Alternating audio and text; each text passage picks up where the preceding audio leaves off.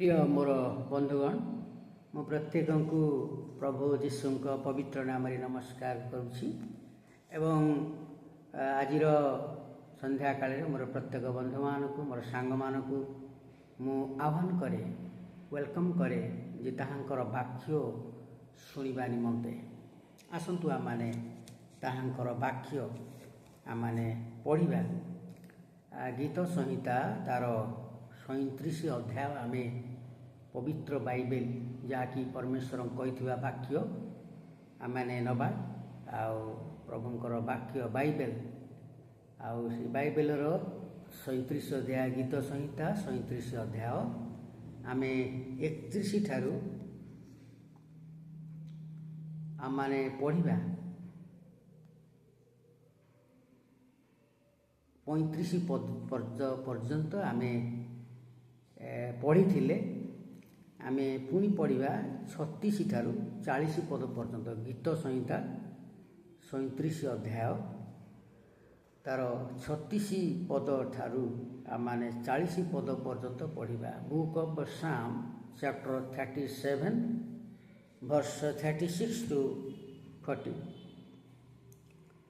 आसतु आम मैंने पढ़ा मात्र जड़े निकट दे गला आ देख से नथिला आहरी मु तार अन्वेषण कली मात्र तार उद्देश्य मिलला नहीं सीधा लोक को लक्ष्य कर और सरल लोक को निरीक्षण कर कारण शांति प्रिय लोकर शेष फल अच्छी मात्र अधर्माचारी माने एका बेले विनष्ट हेबे दुष्टर शेष फल उच्छिन्न हो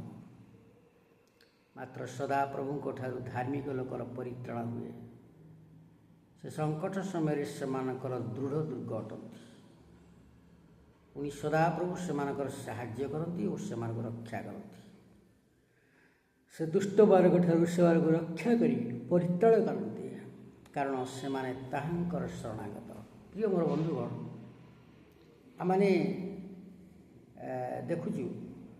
जे गत थरक आम देखी जो वाक्य एठी आम 36 रु आम पढ़ुचु जे जड़े मात्र जड़े निकट दे गला देख से नथिला तार अन्वेषण कर तार खोजी खोजी मदद में पाइब ना क्या विषय को आउची ता पूर्व पदटी को आम जिते देखा पूर्व पद